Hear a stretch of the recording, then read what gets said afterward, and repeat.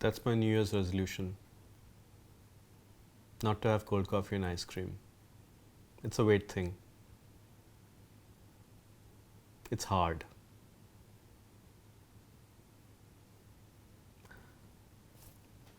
Bad, Subho.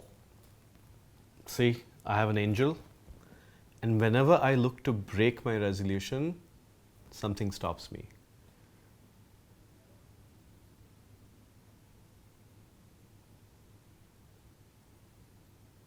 Too hard. Bad, Subho.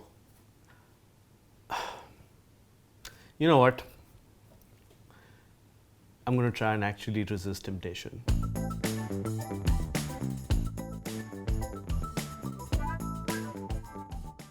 Hey folks, I'm Subho and you're watching The Big Buck Show. It's a show where we tell you how you can start your investment journey and more importantly, how you can turn your small bucks into big bucks. However, most of us don't have the luxury of someone coming in and stopping us from drinking this cold coffee. And so what happens is New Year's resolutions don't matter. And of course, there's the usual all resolutions fail within the first week, all of that. I think what they don't tell you is that most resolutions don't start. Because the examples we get are, hey, I was not going to do something and then I did it, sweets, coffee, all of that. But what's more damaging from a financial perspective is the resolutions that you don't start. And you don't have a good conscience telling you, hey, do this, hey, do this.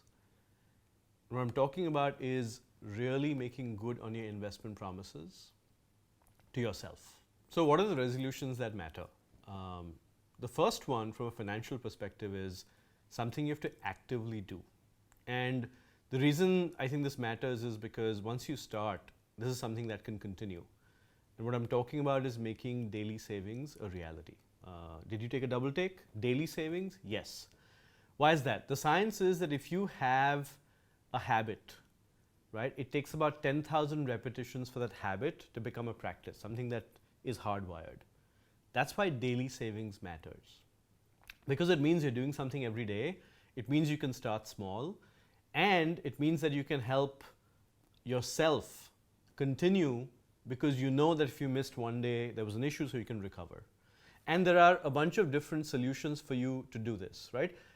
This is basically putting SIPs on steroids because it's taking the concept of a monthly commitment and saying, no, let's make it a daily commitment, almost like exercise, right? If you really want the benefits, at least 6 days a week, or you don't really lose weight or gain muscle mass. The same thing with financial muscle. Can we actually make this something that you do every day? And there are a number of different options for you to do this. And of course, I'm a firm believer that you should involve technology and as many support aids as you can, because support is good in terms of you delivering on your New Year's resolutions.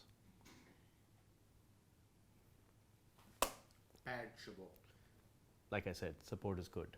The second resolution has to do with how you direct the money you're investing from your first resolution. So if you're investing daily, it's equally important that you take the time to make sure that you're identifying your needs, goals, and risk appetite. Why is that important? Because just saving money doesn't quite work.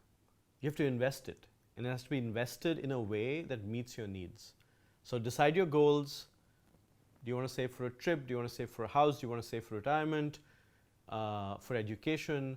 Make sure that your goals match what you can fund, and then make sure that you're actually designing a portfolio that is consistent with your objectives. This is again super important. Most people don't do this because it's an extra step. It takes you an hour or two to sit down, jot this down. You might need help, right? You might need someone to actually walk you through it. You might need to use, again, technology to help you understand what you need to do, but this is pretty important. And sometime in the new year, at the beginning of the year, you need to actually do this. The third piece is make sure you have a balanced portfolio from a time horizon. We're all impatient. Typically what happens is if you say, you know what, I'm only going to invest for 10 years later, you're going to start getting, that itch to say, hey, I want to see returns. I want to spend some of that. Can I use it for short term? So build a portfolio that obviously solves for long-term needs, but also gives you some reward in the short term. I know this isn't traditional investment, wisdom, but rewarding yourself and having a short-term goal married to a much longer-term goal where the money is put away is actually quite useful. It's the equivalent of cheat day, right?